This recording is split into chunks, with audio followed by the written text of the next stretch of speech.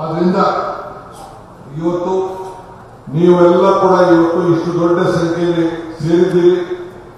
ಇನ್ನ ಬಹಳ ವಿಚಾರ ನಮ್ಮ ಸರ್ಕಾರದ ಅನೇಕ ಚಿಂತನೆಗಳು ಕಾರ್ಯಕ್ರಮಗಳು ಇವತ್ತು ಇದೆ.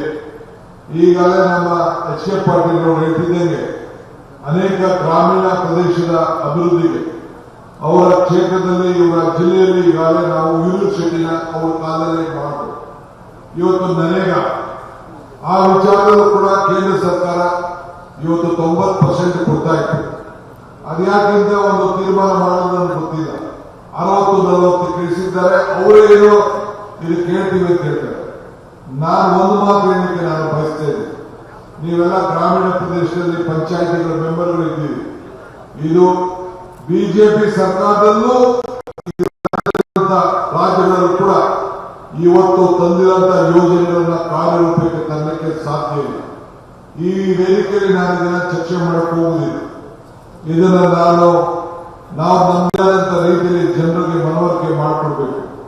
ಇವತ್ತು ನಿಮಗೆ ಉದ್ಯೋಗ ಖಾತರಿ ಕೊಡುವಂತ ಒಂದು ಐತಿಹಾಸಿಕವಾದಂತಹ ತೀರ್ಮಾನ ಹಿಂದೆ ಏನ್ ಕೊಟ್ಟವಲ್ಲ, ನಿಮ್ಮ ಬದುಕಿಗೆ ಆಹಾರ ಬದ್ಧತೆ, ಉದ್ಯೋಗ ಬದ್ಧತೆ, ಆರೋಗ್ಯ ಬದ್ಧತೆ ಇವೆಲ್ಲ ಕೂಡ ಇವತ್ತು ಯಾವುದಾದ್ರೂ ಒಂದು ಸರ್ಕಾರ ತೀರ್ಮಾನ ಮಾಡಿದೆ.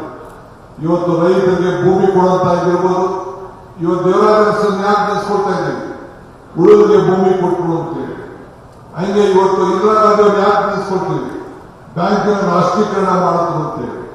ಹಂಗೆ ಪ್ರತಿಯೊಂದು ಕಾರ್ಯಕ್ರಮ ಕೂಡ ಈ ಬಡವರಿಗೆ ಬಿಸಿ ಊಟ ಕೊಟ್ಟಂತ ಇರ್ಬೋದು, ಶ್ರೀಶಕ್ತಿ ಕಾರ್ಯಕ್ರಮ ಕೊಟ್ಟಂತ ಇರ್ಬೋದು, ಅನ್ನಭಾಗ್ಯ ಕೊಟ್ಟಂತ ಕಾರ್ಯಕ್ರಮ ಇರ್ಬೋದು, ಗೃಹಲಕ್ಷ್ಮಿ, ಗೃಹಜ್ಯೋತಿ ಇವೆಲ್ಲ ಕೂಡ ಶಕ್ತಿ, ಇಂಥವೆಲ್ಲ ಕೂಡ ಕಾರ್ಯಕ್ರಮಗಳನ್ನ ನಿಮ್ಮ ಬದುಕಿನಲ್ಲಿ ನಿಮ್ಮ ಜೀವನವನ್ನ ಬದಲಾವಣೆ ಮಾಡಲಿಕ್ಕೆ ನಾವೆಲ್ಲ ಕೊಟ್ಟಿದ್ದೇವೆ.